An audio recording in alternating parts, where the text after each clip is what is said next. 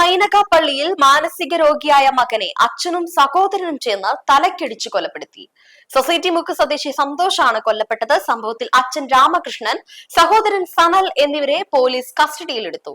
Police സ്ഥലത്തെത്തി മൃതദേഹം ആശുപത്രിയിലേക്ക് മാറ്റി പ്രതികളുടെ അറസ്റ്റ് രേഖപ്പെടുത്തിയിട്ടുണ്ട്. കൊല്ലം മൈനാഗപ്പള്ളിയിൽ നിന്നും ദാരുണമായ വാർത്തയാണ് പുറത്തുവരുന്നത്. വീട്ടിലുണ്ടായ തർക്കത്തിനെ തുടർന്ന് സന്തോഷിനെ പിതാവും സഹോദരനും ചേർന്ന് തലക്കടിച്ച് വീഴ്ത്തുകയായിരുന്നു എന്നാണ് പ്രാഥമിക വിവരം. ഏറെ നാളായി മാനസിക അസ്വസ്ഥം പ്രകടിപ്പിച്ചിരുന്ന സന്തോഷ് വീട്ടിൽ നിരന്തരം പ്രശ്നങ്ങൾ ഉണ്ടാക്കാറുണ്ടായിരുന്നു എന്ന് പറയുന്നു.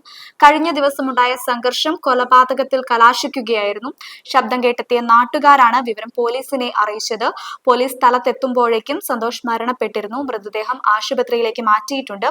കൃത്യം നടത്തിയ ശേഷം വീട്ടിലുണ്ടായിരുന്ന പിതാവ് രാമകൃഷ്ണനെയും സഹോദരൻ സനലിനെയും പോലീസ് ഉടനടി കസ്റ്റഡിയിലെടുത്തു. ഇവരുടെ അറസ്റ്റ് രേഖപ്പെടുത്തിയിട്ടുണ്ട്. കുടുംബ പ്രശ്നങ്ങളാണോ അതോ മറ്റെന്തെങ്കിലും തരത്തിലുള്ള പ്രശ്നങ്ങളാണോ ഇത്തരത്തിലൊരു കൊലപാതകത്തിലേക്ക് നയിച്ചതെന്ന് പോലീസ് ഇപ്പോൾ അന്വേഷിച്ചു വരികയാണ്.